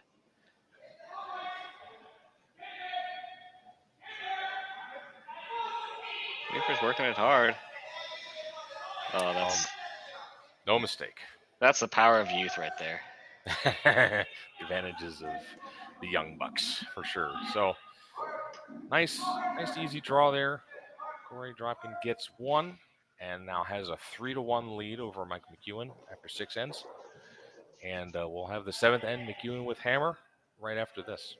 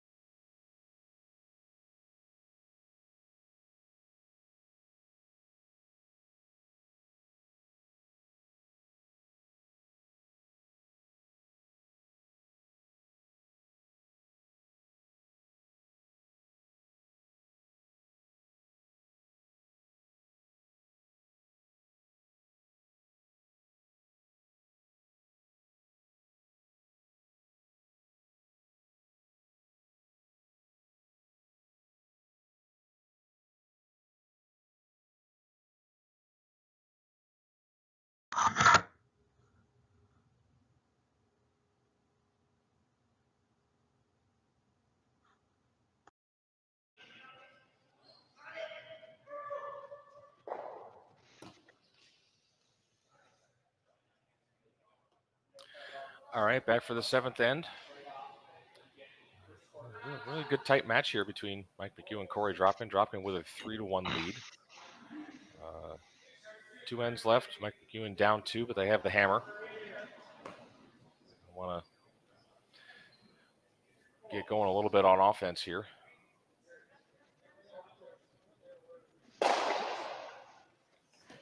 Now, are we going to see them look to blank here and just go in with, or I mean, what does the math say for this level?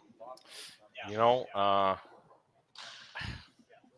think it all depends on which position is better, and I don't think either one is great. It's either tied in the last end, tied without, or down 2 with. I don't think either position is great, but I feel like if you've got 2 ends to score in, you might as well try to score in both ends instead of limiting yourself to one. So I think you're going to see McEwen go reasonably hard to try and get 2 there.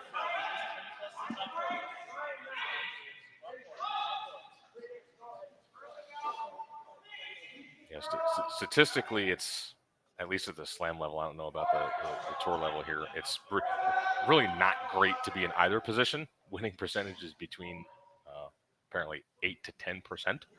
Wow. So not really a strong position either way, but that's why I was saying in the last end, Korey's main goal was just to score that end, because up 2 with only 2 ends left is a very strong position. You have a corner, just, you know.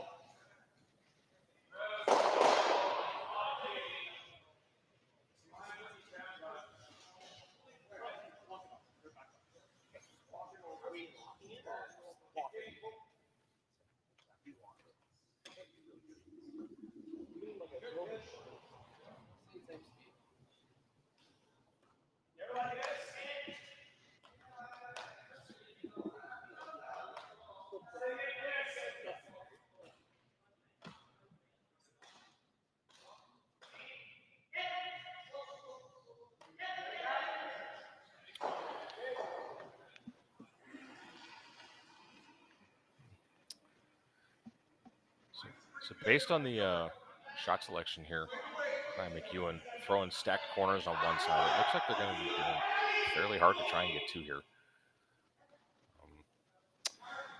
We're going to see how it pans out. Obviously, Korey's going to be keeping play in the middle, try and keep the scoring areas small, and when at the first opportunity, I'm sure he'll race to the field these guys off.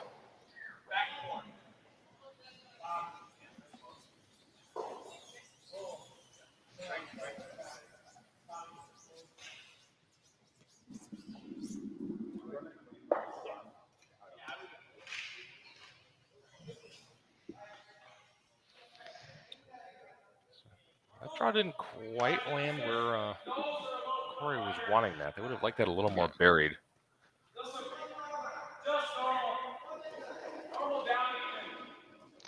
So yeah, I think initially I was thinking they would go into the corner here, but I guess if you want to keep those corners up and move play to the center, which maybe seems counterintuitive, but I guess it lessens the risk of them peeling the guards and use those later.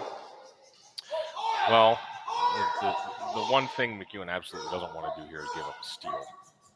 Yeah. So if he ignores the center situation for too long, then that would be really dangerous. So not a bad call. Make the guard. You've got that one a little bit covered under the center, and with that being in the rings, Korey has to leave those guards there for a little bit, which works to McEwen's favor. Yeah, that's well made there.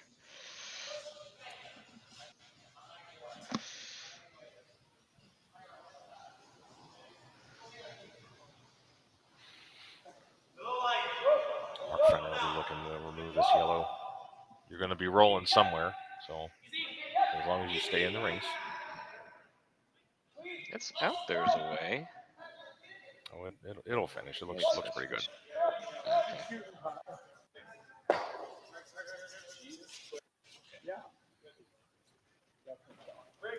Gets enough of it to squeeze that McEwen stone out of the rings.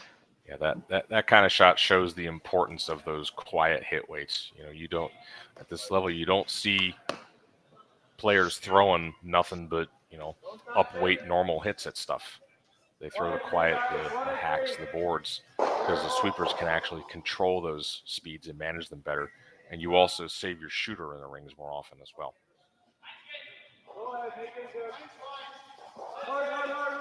But with it rolling way out to the side like that, Mike now has an opportunity to go under those corner guards.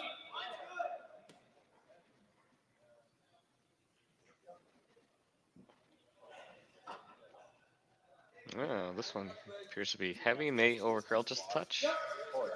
I think they had to go for line early on that one. I think it looks like it slid back to second shot. Yeah. Looks like Korey's electing to go ahead and draw down to it instead of getting rid of the guards. Oh, no. And as I say that, looks like he's looking at this double peel now. Yeah, I was wondering about following it in because that's exactly what McEwen wanted him to do. It's like Korey goes in, Mike goes in again, and then all the play is going to be on that side, and that's not where you want it. I like this better. Yeah. Korey's really not going to be too worried about giving up 2 here. He's tied with a really strong position in the last end. Only gets 1. But could you say you could make an argument if you come down to it and essentially the force is on, right? Not necessarily, because you get in there, you're sitting 2, but you're basically guaranteeing there's going to be no blank. Yeah. But, you're forcing them, but you might be forcing them to 2, which is okay, but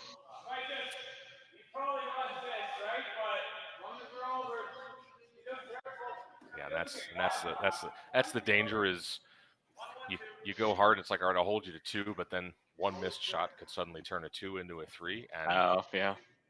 Even right here, that's certainly within the realm of possibility.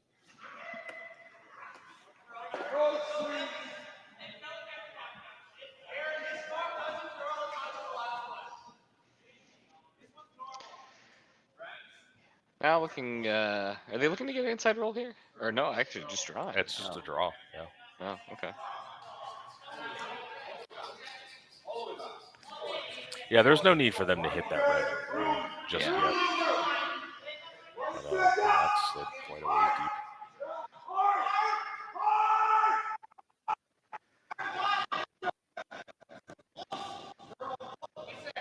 So with it going that deep, there's more separation between that and the guard. It's going to be easier to get around and remove this and maybe sit 2.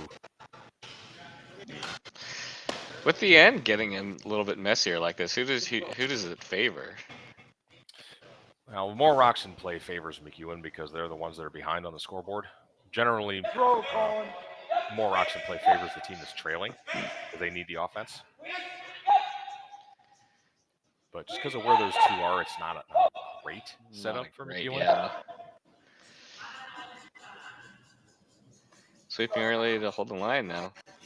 I'm trying to make it Tom curl coming at this in. point. Yeah, coming on late. Makes the hit, but rolls to looks like 3rd shot.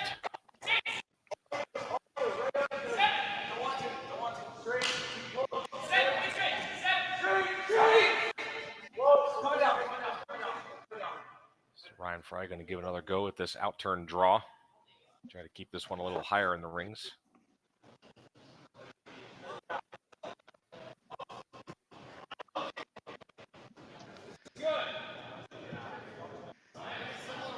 This one's got some room as well, and hard to tell from the video feed, but this may be sliding in a bit heavy as well.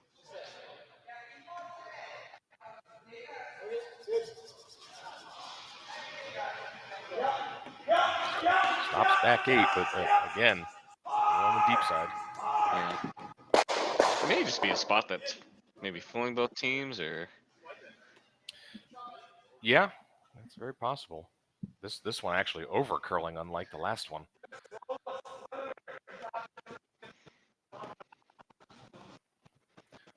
Korey should be able to see pretty close to half of this from the hack, so yeah. Not too difficult to get to it. Now, where's he looking to roll here, or just? Well, or it's is going to he roll. looking- It's going to roll towards the broom, obviously. Yeah. The trick is to hold it in the 8 foot so that he's sitting 2. Gotcha. Then the force the force to 1 is very much alive at that point.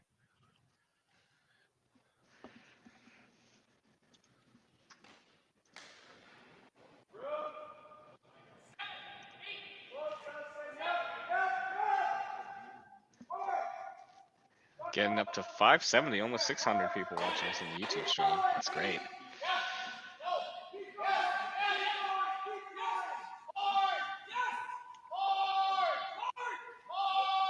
Really get by the guard, I think. Yep. Tom was on it all the way. Ooh, Oh, got by. did Wow. he touch the side of it? I can't tell. Yeah, I mean, I would have thought it would have redirected more, but that's, again, the power of youth in full effect here. Mm-hmm. Also, me dating myself by using the phrase "in full effect." All you '90s kids out there.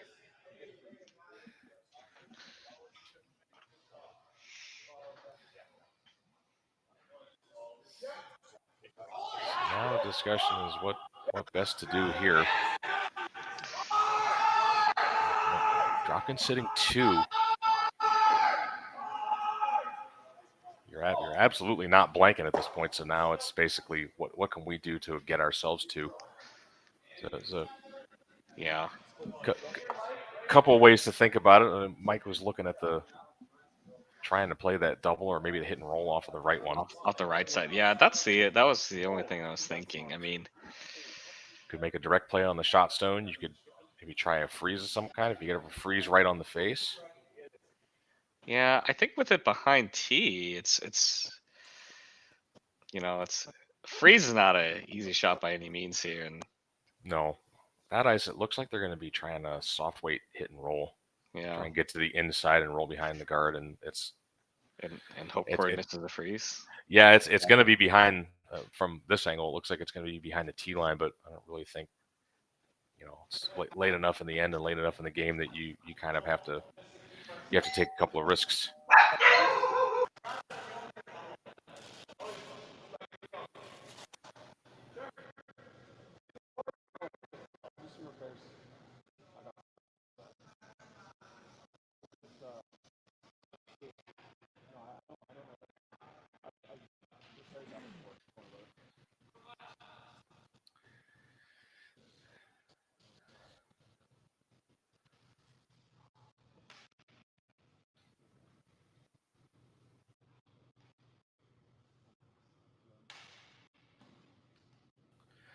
So just looking at, say, around hack weight or so, hack to an easy board.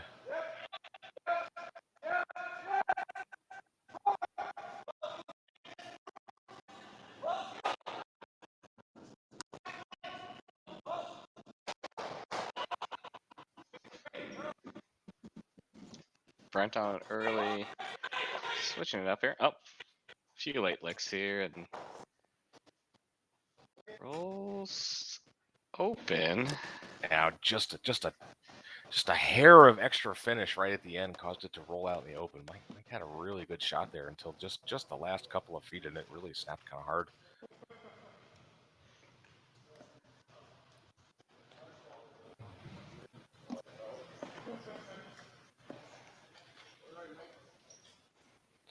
Are we going to see a silver shot from Korey here, you think? I think he's just looking for a nose hit here. Okay. Can't really risk rolling too far to the left, because that'll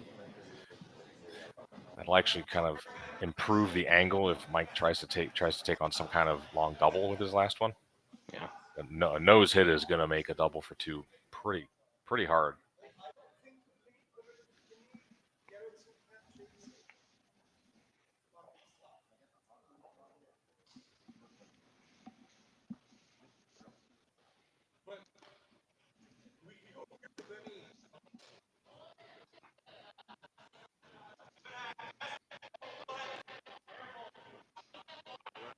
Wait, Sweeper Tom thinks is a little up here. It's a little clean by Mark. Looks pretty good. Yeah, it's coming in nicely there. Some good late curl there, and should just get to nose, yeah. Flops very nice. Very nice. Yeah. That's going to be a monumentally difficult 2, because you can't take on the straight double because you're never holding your shooter. So yeah, if you want to, you basically have to just play a super thin redirect. Yeah, that's thinner than a Hackner double. Yeah, that's what I was gonna say. Yeah, Yeah, it's the Hackner with not. Yeah, I because think it's Mike realizing it's really not there. I just got to take one.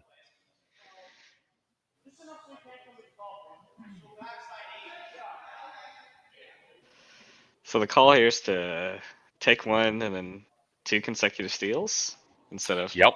trying the thin double Well, or redirect. Yeah, I mean, the thin double is such a low percentage, and yeah. even if you make it, you're trying a Oh, an incredibly hard shot to be tied without. You have to steal yeah, anyways.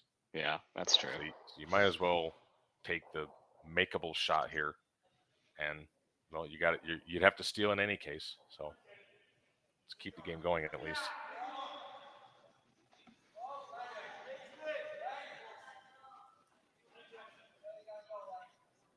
Hanging out there a bit, but Brent's leaning on it Should come right nicely. to the nose.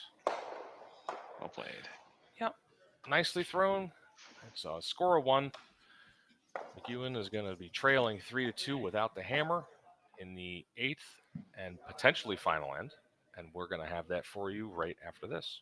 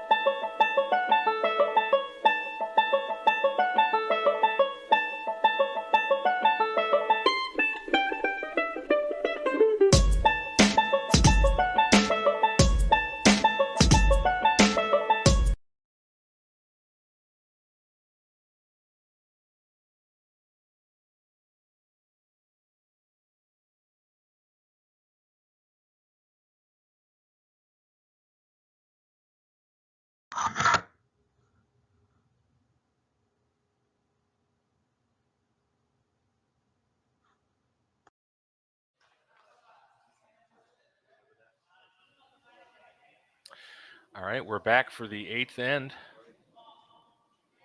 Korey Dropkin holds a 3-2 lead with a hammer over Mike McEwen, and McEwen's first rock is at the boards. Oh no! Not sure if it was hog. That's definitely not the way you want to start the 8th end, where you have to steal. Oof. And of course, Korey wants absolutely nothing to do with rocks in play. He just has Tom throw his first one through. So So that's a rough way to start an 8th end when you got to steal. yeah, that's not good. What's I'm curious. So at my spiels, if you hog a rock, it's we do bad shots for bad shots. So you have to take a shot of Malort here. Uh, do we see like anything like this even on on the tour level, like where Oh, they hang around her? they certainly might. Um, after the game, if they end up losing, Lang might be like, okay, I need to take a punishment shot of some sort because that was just bad. Yeah. So now with the guard placed, looking for the tick shot.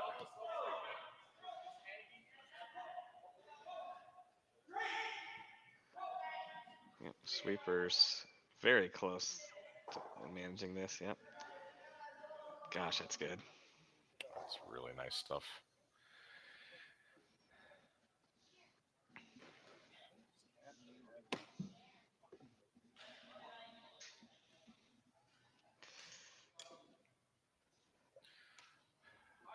throw another center guard, but after that, Yeah. free guard zone is going to be off, and Dropkin can just start ripping. So barring a miscue on one of the peels. Well, no, they're changing. He's going to go ahead and bring one in. And I can understand the theory behind this. You can throw a series of center guards, sure. What are the odds that that even one peel is going to be missed or jammed? Not great. So I think McEwen's thought now is, let me get one in behind what I've got, which isn't fantastic, but it's something. And at the end of the day, I want Dropkin throwing against 2. Yep. The pass a little different from this really keen pass, right? Oof. That is a bit of a miss there. I mean, they've got one in the rings here. Yeah, I wouldn't have liked to have gotten that by. But, with that first guard being hogged, McEwen's going to really need a little bit of help from the Dropkin team in form of a miss or two to have a reasonable chance. Fenner just makes the nose hit. He was looking to peel that out of there. Yeah. Rocks in play really aren't of much help to Dropkin at this point. That's that stone there being where it is more of a guard than anything for McEwen.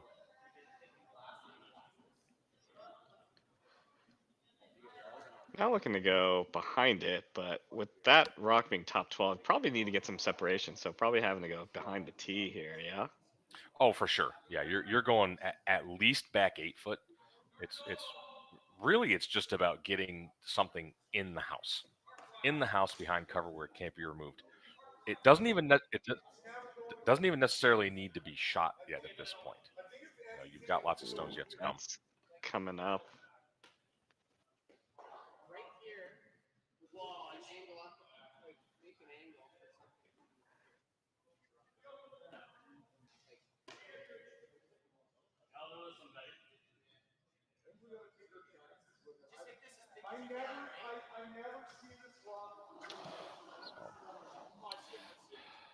Yeah, I do like the one of the other points about just throwing a center peel. It's the same shot over and over and over, and you're not changing anything for your opponent.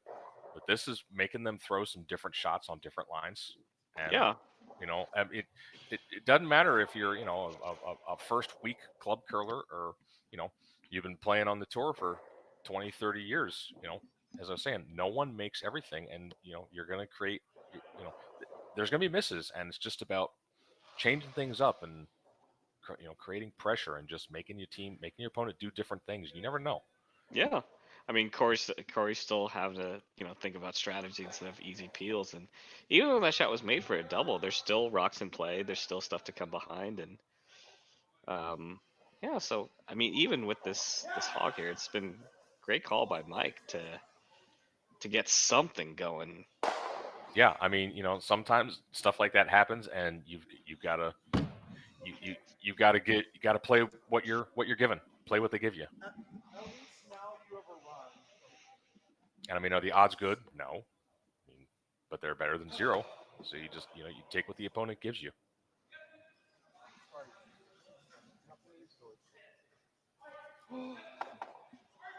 Just looking to peel this out here. Flirting with the guard a little bit, but I'll flirt with the guard, and again, that's another stone that yeah, McEwen can use. That's something. That's a catcher. That's a jam possibility. It's something you can freeze on. yeah. Still looking to go into the corner, maybe hope for a miss, and then freeze, and then really, then we're on here. Still eminently possible for McEwen to get Korey to throw against 2. Late sweep by Brent here, trying to tuck it behind it, and we're gonna be. Oh. Looks like it just rubbed there.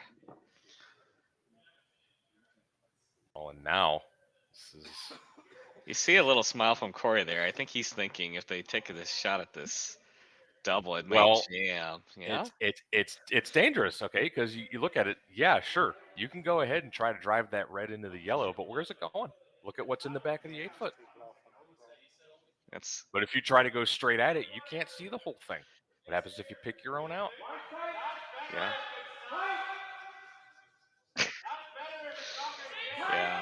Yeah. I think Corey's little grin there was kind of like, what are you guys doing to me here? You know, little sneaky little shots that we have to deal with that Yeah. they look simple, but they're really not. You have to be careful. And, Oh. well, definitely got away with it there. Yeah. Pretty I mean, good result. Pretty Got good away, result. got away with the jam. Still got his 2 in the house over there. He's still, it's thin, but he's got a couple corners to work with over there. That's the cornerest of corners, though. But Yeah, that's. I'm not sure what. I'm.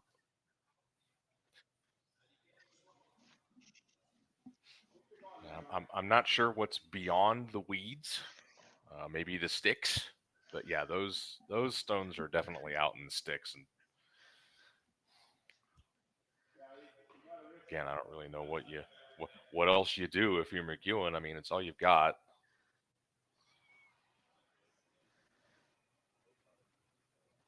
yeah, what do we have here? You're either swinging behind, or you tap the red and maybe kind of settle in front.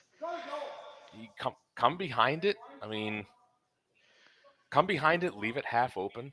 See if you can Get him to chase. tease Korey to go after it. You get a miss, you can still split the rings and make him throw against 2. You know, that's really all you've got. I mean, as I was saying earlier on, to have a chance, Team Dropkin really has to cooperate with a miss of some kind here.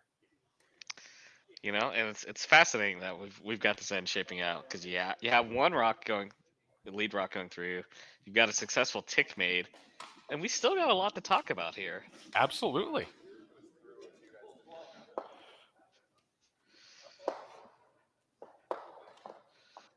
You know, and that just goes back to, you know, you take what the opponent gives you. You know, we hog the guard. Yeah, that's crappy. That's not a winning strategy. But there's still stones in play, and I'm going to use them to the best of my abilities because it's what I've got.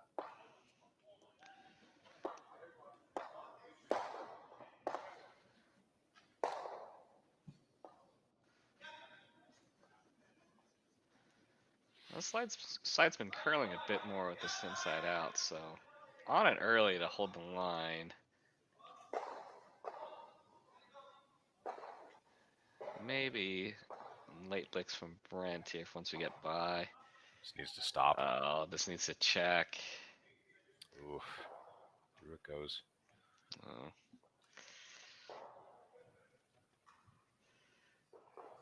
Well, and even here, you got to think a little bit about where you go. I mean, you blow them up. That's what you're going to do. Rip it, yeah. That's what you got to do there. Thank you for everyone that's joining us this morning. Even to this final kind of exciting fun end here. We've got over 600 people, 623 I'm seeing on the YouTube feed, so that's great.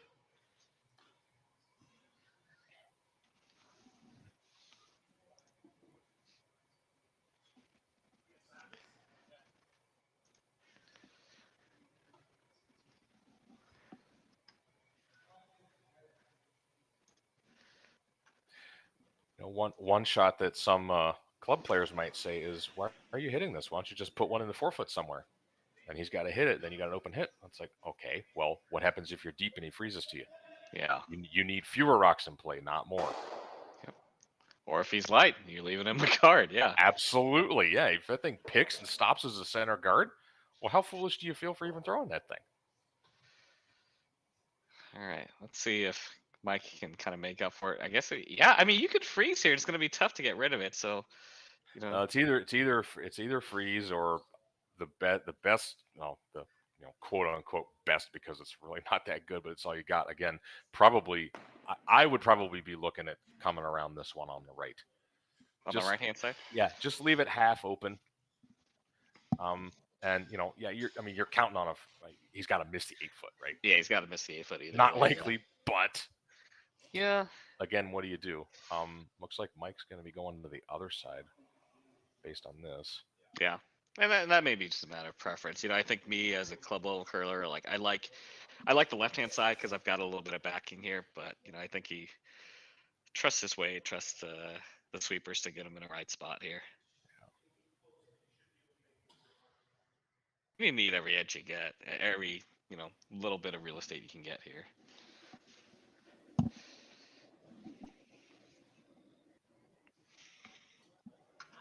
Oh, I think they are actually going behind that corner. Okay. Yeah. So yeah, I think you don't fully bury this. Just bury a third to a half, leave a little piece peeking out. Yeah, and with Korey with one of the wings here, I mean, he can just definitely try to pick it out. Or actually, yeah, with them. I very much doubt Korey's going to try to hit this. I think he'll just draw. Yeah. Unless it's completely open. Yeah, no, that's half buried. You can't go after that. Yeah. Yeah, you just got to get within a couple inches of the 8-foot and you win. And I think Korey's been sizing up making that shot for most of this end. Yeah, I'm sure going into the end, he knows he just has in mind which side he wants to play and draw the 4-foot.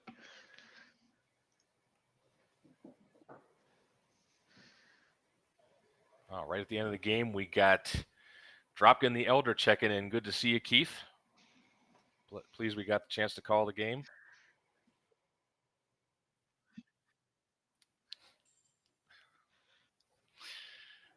So, final stone 8th end. For a spot in the C finals here. Korey Dropkin just needs to find the 8-foot. Sweeper's working it. That looks pretty good to me. Yeah. On-off's a great sign here. From a great player like Korey. Not much of a doubt. Handshakes are already up here. Yeah, there you go. And just for good effect, drops it right in the middle of the pin. Right on the lid. Look at that. Mr. Show-Off. But nice, very, very nice game by the Dropkin team. Really impressed with those guys. Pick up a big win over Mike McEwen, and they're going to advance to one of the 2C qualifier matches against Reed Carruthers this afternoon at 2 p.m. Central. I'm sorry, 2 p.m. Mountain Time. And, Mark, once again, thanks for joining me in the commentary. Yeah, absolutely. Good to have you along. Good times. It was a fun game. And so we will be back at 2 p.m. Mountain Time at the C Finals. For Sean Murray, Mark and Go, Jerry Gertz in the production background. We will see you then from Leduc.